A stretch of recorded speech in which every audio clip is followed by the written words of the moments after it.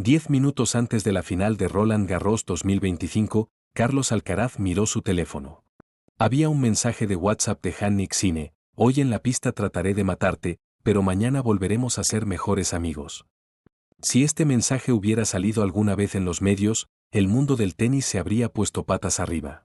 Porque revelaba una verdad que nadie conocía: los dos presuntos rivales más grandes del tenis moderno eran, en realidad, inseparables amigos desde hacía 5 años. El mundo había presenciado el nacimiento de la rivalidad más electrizante de la era contemporánea. Carlos Alcaraz contra Jannik Sinner. España contra Italia. El fuego mediterráneo contra el hielo alpino. Los medios habían construido una narrativa perfecta alrededor de sus enfrentamientos, pintándolos como dos gladiadores destinados a luchar por el dominio del tenis mundial durante los próximos 15 años. Cada uno de sus encuentros era presentado como una batalla épica entre estilos de juego opuestos, personalidades contrastantes, culturas diferentes. Pero la verdad era completamente diferente. Carlos y Jannik habían comenzado a enviarse mensajes diariamente desde 2020, cuando ambos estaban emergiendo en el circuito ATP. Lo que había empezado como un intercambio de cortesías entre dos jóvenes promesas del tenis se había transformado a lo largo de los años en una de las amistades más genuinas y profundas del mundo del deporte profesional. Su chat privado de WhatsApp contenía más de 15.000 mensajes. Conversaciones diarias sobre sus entrenamientos, compartir momentos personales, apoyo emocional en los periodos difíciles, celebraciones compartidas por los éxitos del otro. Carlos tenía una carpeta especial en su teléfono llamada Hermano Rojo, donde guardaba cada foto y vídeo que Jannik le enviaba de su vida privada en Alto Adige. El apodo Hermano Rojo había nacido de una broma entre ellos. Carlos había notado que Jannik siempre tenía algo rojo puesto cuando no estaba en la cancha: una camiseta, una gorra, las zapatillas de deporte. Cuando había pedido explicaciones, Jannik se había reído y había confesado que el rojo era su color favorito, pero que nunca podía llevarlo durante los partidos oficiales porque sus patrocinadores requerían colores específicos. Desde ese momento, Carlos había empezado a llamarlo Hermano Rojo, y Jannik había respondido llamando a Carlos Hermano Loco por su tendencia a hacer elecciones audaces e impredecibles en la cancha. Su amistad había superado la prueba más difícil durante su primer enfrentamiento importante a nivel ATP en 2022. Los medios habían montado ese encuentro como el inicio de una rivalidad histórica, esperando tensión y drama. En cambio, en los días previos al partido, Carlos y Jannik habían continuado intercambiándose mensajes normalmente, bromeando sobre la presión mediática y acordando no dejar que las expectativas externas influyeran en su amistad. El día antes de ese partido, se habían encontrado secretamente para un paseo en el parque cerca del torneo. Habían hablado durante horas de sus miedos, de las presiones que sentían, de cómo la fama estaba cambiando sus vidas. Había sido Jannik quien propuso lo que se convertiría en su pacto secreto: pasara lo que pasara en la cancha, fuera de la cancha siempre seguirían siendo hermanos. Este pacto incluía reglas específicas que habían desarrollado con el tiempo. Antes de cada uno de sus encuentros, siempre se intercambiaban un mensaje de aliento, aunque sabían que solo uno de ellos podía ganar. Después de cada partido, independientemente del resultado, el ganador tenía que esperar a que el perdedor estuviera listo antes de celebrar públicamente.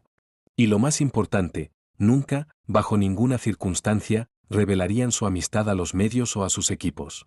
Esta última regla era la más difícil de mantener. Ambos tenían equipos de personas que trabajaban a su alrededor: entrenadores, preparadores físicos, managers, encargados de prensa, y ninguno de ellos sabía de su amistad. Carlos y Jannik habían desarrollado un sistema elaborado para comunicarse cuando estaban en los mismos torneos sin despertar sospechas. Utilizaban aplicaciones de mensajería encriptadas, se encontraban en lugares apartados, e incluso habían desarrollado un código gestual para comunicarse durante las conferencias de prensa conjuntas. La razón por la que mantenían secreta su amistad no era solo personal, sino también profesional. Ambos entendían que el negocio del tenis prosperaba con la narrativa de la rivalidad. Sus encuentros generaban millones de visualizaciones, vendían entradas, atraían patrocinadores. Si el mundo hubiera descubierto que eran mejores amigos, esa magia competitiva se habría perdido. Los medios habrían dejado de presentar sus partidos como batallas épicas, y el público podría haber perdido interés. Pero mantener esta fachada tenía un costo emocional enorme. Durante las conferencias de prensa, se veían obligados a fingir una cortesía formal cuando en realidad habrían querido bromear y reír juntos como hacían en privado. Cuando uno de ellos ganaba un torneo importante, el otro tenía que limitarse a unas felicitaciones públicas educadas en lugar de expresar la alegría genuina que sentía por el éxito del amigo. El momento más difícil había llegado después de la final de Wimbledon 2024, cuando Carlos había vencido a Jannik en un partido que muchos habían definido como el partido del año. Durante la ceremonia de premiación, Carlos había tenido que contener las lágrimas no por la alegría de la victoria, sino porque veía el dolor en los ojos de Jannik y no podía consolarlo públicamente como habría querido hacer. Esa noche, Carlos había violado por primera vez una de sus reglas. En lugar de esperar al día siguiente para enviar un mensaje, había escrito a Jannik inmediatamente después de la ceremonia: no puedo celebrar sabiendo que estás sufriendo. Esta victoria vale la mitad sin poder compartirla contigo. Jannik había respondido: tu victoria también es mía. Has logrado jugar el tenis que soñábamos cuando éramos niños. Desde ese momento, su amistad se había vuelto aún más profunda. Habían comenzado a apoyarse activamente también desde el punto de vista técnico. Cuando no jugaban uno contra el otro, se intercambiaban análisis de vídeo de sus adversarios, compartían estrategias, se daban consejos sobre cómo mejorar aspectos específicos de su juego. Era una colaboración secreta que los estaba haciendo mejores jugadores a ambos. Sus entrenadores habían empezado a notar mejoras inexplicables en áreas específicas de su juego. Carlos había desarrollado súbitamente una mayor paciencia en los intercambios largos, una característica típica del juego de Jannik. Jannik había empezado a mostrar más creatividad e imprevisibilidad en los momentos cruciales, cualidades que eran la marca registrada de Carlos.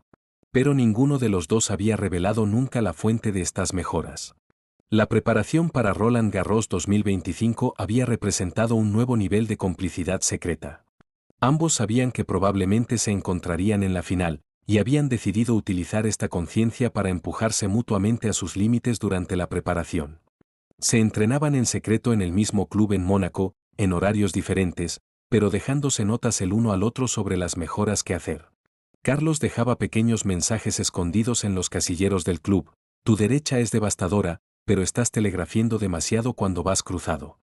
Jannik respondía con notas igualmente detalladas: tu primer servicio es perfecto, pero el segundo es predecible en los intercambios largos. Era como tener el mejor sparring partner del mundo sin poder nunca entrenar directamente juntos. El día de la final de Roland Garros, mientras el mundo se preparaba para presenciar el enésimo capítulo de su rivalidad, Carlos y Jannik estaban viviendo un conflicto emocional que nadie podía imaginar. Por una parte, ambos querían desesperadamente ganar ese torneo. Por otra, sabían que el dolor de ver al amigo perder sería casi insoportable. El mensaje de WhatsApp que Carlos había recibido antes del partido formaba parte de un ritual que habían desarrollado.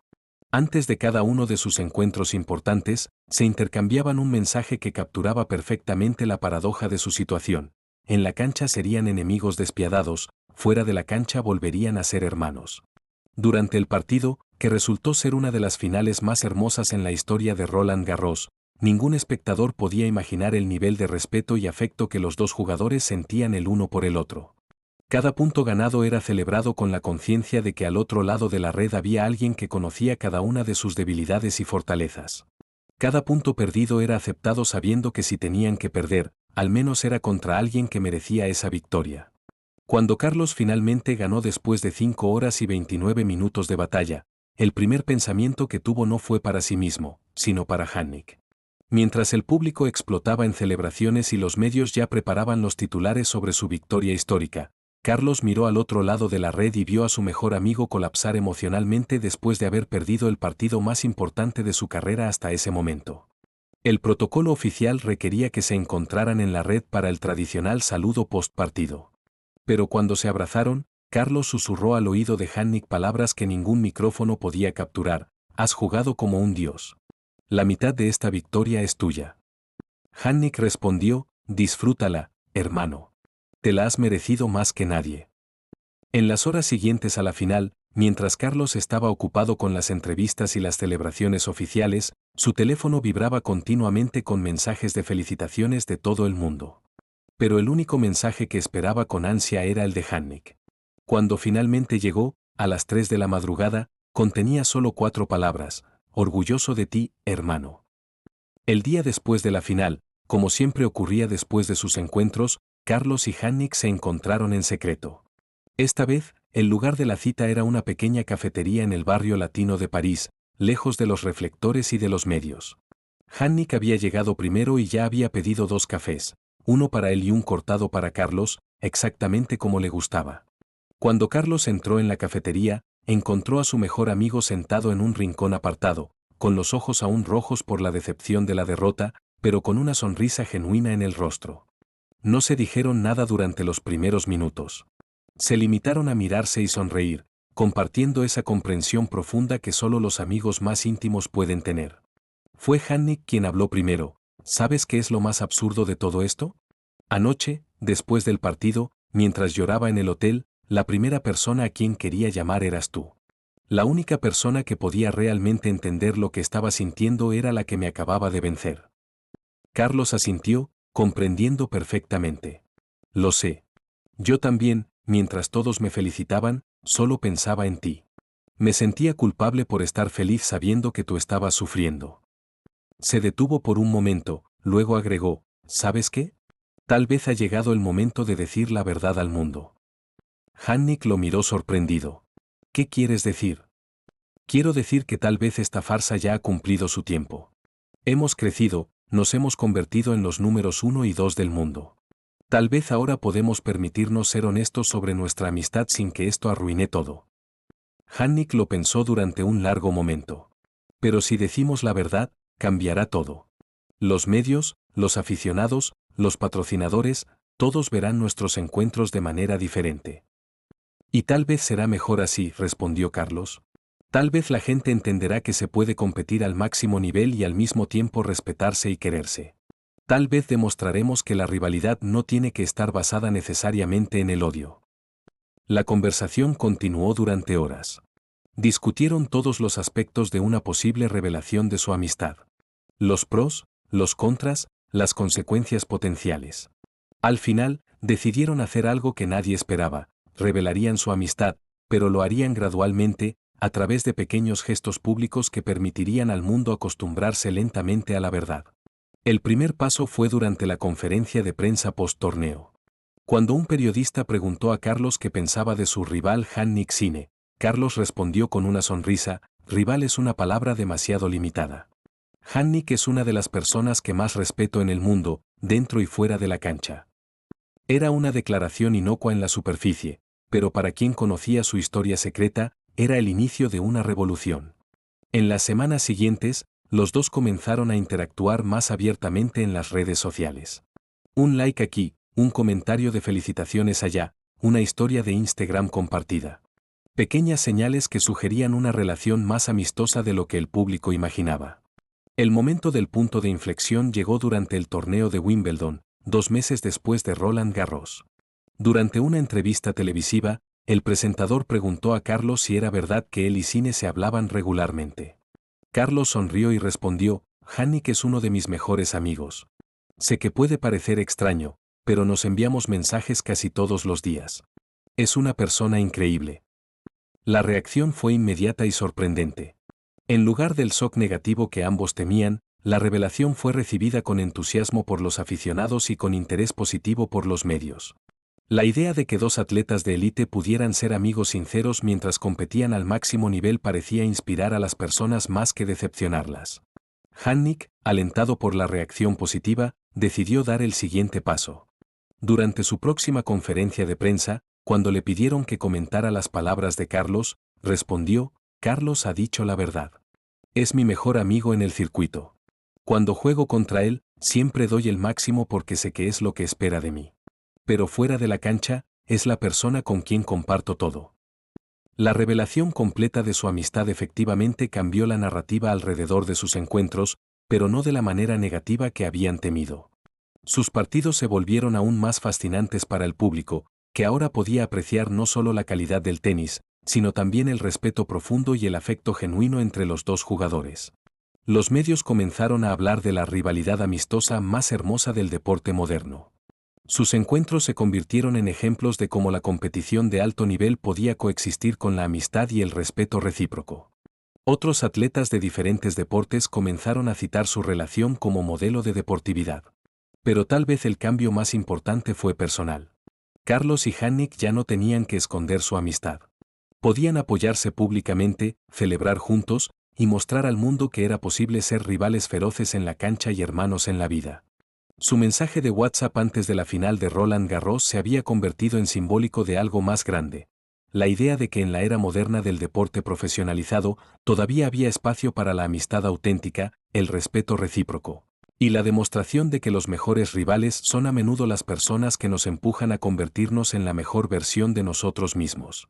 Y cada vez que Carlos miraba ese mensaje guardado en su teléfono, sonreía sabiendo que su amistad no solo había sobrevivido a la revelación pública, sino que se había vuelto más fuerte que nunca. Porque al final, la verdad más poderosa de todas era que Jannik Sinner y Carlos Alcaraz no eran solo los dos mejores tenistas del mundo.